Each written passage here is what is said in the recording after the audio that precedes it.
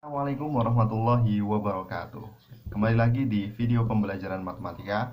Kali ini kita akan ngebahas soal fungsi inverse. Jadi kemarin kita sudah bahas soal fungsi komposisi, sekarang kita lanjutkan ke fungsi inverse atau inverse fungsi. Apa sih? Pertama kita mulai dari pengertiannya. Apa sih itu fungsi inverse? Inverse itu adalah kebalikan. Jadi fungsi inverse itu adalah kebalikan dari suatu fungsi. Gampangnya seperti itu. Misalkan kalau fungsi f itu dia memetakan A ke B, dia menghubungkan antara anggota himpunan A dengan anggota himpunan B, maka kalau inversnya kebalikannya berarti ya tinggal dibalik. Dia menghubungkan dari dari B ke A. Jadi fungsi inverse itu adalah kebalikan dari suatu fungsi. Gampangannya seperti itu. Oke. Nah, misalkan begini ya. Seperti contoh kemarin, kita punya himpunan A isinya 1, 2, 3, 4, 5. Oke, kemudian himpunan B kita akan hubungkan dengan himpunan B isinya adalah 2, 3, 4, 5, dan 6. Oke, ini punya himpunan A, ini adalah himpunan B. Fungsi itu memetakan setiap anggota himpunan A ke tepat satu setiap anggota himpunan B. Ini kita namakan misalkan fungsinya adalah fungsi f. Kira-kira apa rumusnya fungsi f ini? Oh, fungsi f ini hubungannya 1 sama 2 apa? Hubungannya 2 sama 3 apa? Hubungannya 3 sama 4 apa? Dan seterusnya. Kira-kira apa hubungannya? Oh, setiap bilangannya ditambah dengan 1. Oke. Nah, inverse itu kebalikannya. Jadi kita ngehubungin himpunan. Kalau fungsi f adalah himpunan A ke himpunan B, maka kalau inverse itu himpunan B ke himpunan A. Oke, kita balik. 1, 2, 3, 4, 5. Yang ini 2, 3, 4, 5, 6. Nah, sekarang himpunan B-nya yang kita hubungkan ke himpunan A.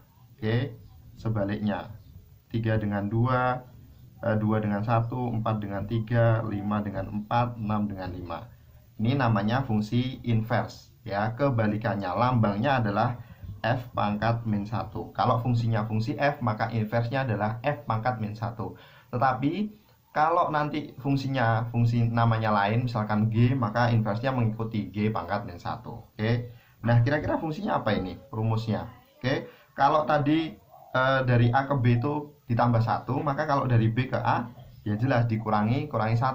2 dikurangi 1 hasilnya 1. 3 dikurangi 1 hasilnya 2. 4 dikurangi 1 dan seterusnya. Oke, oh berarti sekarang rumusnya berubah jadi X dikurangi 1. Inilah namanya inverse fungsi. Oke. Tetapi kalau kita mau nyari inverse, kita harus ngegambar seperti ini kan repot. Oke. Nah, maka bagaimana cara menemukan inverse fungsi yang lebih mudah? Kita bahas pakai contoh ya. Oke, misalkan begini. Kita punya fungsi fx sama dengan x dikurangi 5. Katakanlah seperti itu ya. Kemudian berapakah atau apakah rumus fungsi dari inversenya, dari kebalikannya? Kebalikannya apa? Nah, cara gampangnya begini.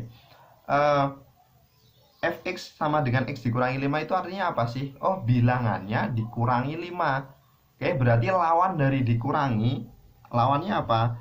Bilangannya ditambah 5. Udah sesimpel itu. Oke. Oke, contoh berikutnya, misalkan kita punya fungsi gx sama dengan 2x ditambah 3. Berapakah inverse fungsinya atau G pangkat min 1? Ya, G pangkat min 1-nya. Oke. G pangkat min 1x sama dengan berapa? Nah, caranya gimana? Kita pahami dulu 2x tambah 3 itu artinya apa?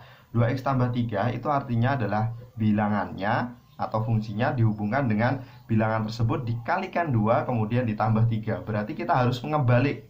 Ya, kalau dikalikan 2 kemudian ditambah 3, kebalikannya apa? Oh, berarti kebalikan dari ditambah berarti bilangan itu dikurangi 3. Karena kebalikan dari ditambah 3 adalah dikurangi 3. Oke, kemudian kebalikan dari dikali 2 berarti dibagi 2. Kita punya fungsi inversenya adalah G pangkat min 1x sama dengan X dikurangi 3 dibagi 2. Inilah inverse fungsinya. Oke,